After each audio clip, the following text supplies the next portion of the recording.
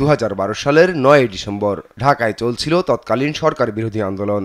সকাল 9টায় দোকানের উদ্দেশ্যে ঘর থেকে বের হন শাঁখারীবাজার এলাকার দর্জি দোকানের কর্মী বিশ্বজিৎ দাস। ভিক্টোরিয়া পার্ক এলাকায় হঠাৎ ককটেল বিস্ফোরণ ঘটলে দৌড় দেন প্রাণ ভয়ে, আর তাতেই নজরে পড়ে যান বিশ্বজিৎ।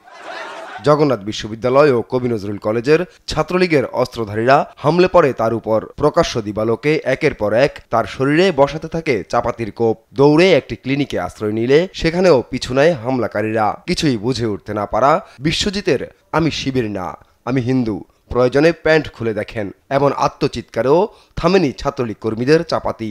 এক পর্যায়ে লুটিয়ে পড়েন বিশ্বজিৎ। শরীয়তপুরের নড়িয়া উপজেলার ভোজেশ্বর দাসপাড়া গ্রামে বিশ্বজিতের বাড়িতে গিয়ে দেখা যায় শুনশান নীরবতা।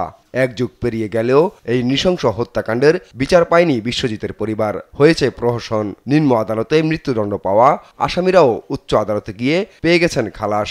আর যাদের সাজা বহাল রাখা হয়েছে তাদের সাজাও কার্যকর করেনি আওয়ামী লীগ সরকার। ছেলে হত্যার বিচারের দিকে তাকিয়ে আছেন বিশ্বজিতের অসহায় বাবা মা।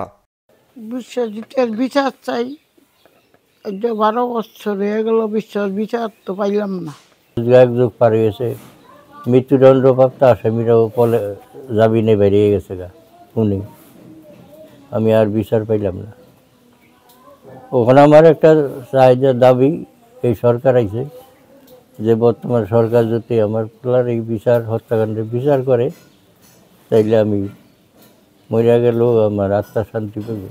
বিশ্বজিতের হত্যাকারীদের দ্রুত শাস্তি নিশ্চিতের দাবি এলাকাবাসীরও। তারা প্রভাব খাটিয়ে এই বিচারের কার্যকলাপ তারা ত্রিসুরা হয়ে গেল, এ পর্যন্ত কোনো পায় নাই বিধায় তারা নিরাশ অনুযায়ী মানে তাদের বিচার কার্যকলাপ এ পর্যন্ত কিছুই তারা এ পর্যন্ত হয় নাই।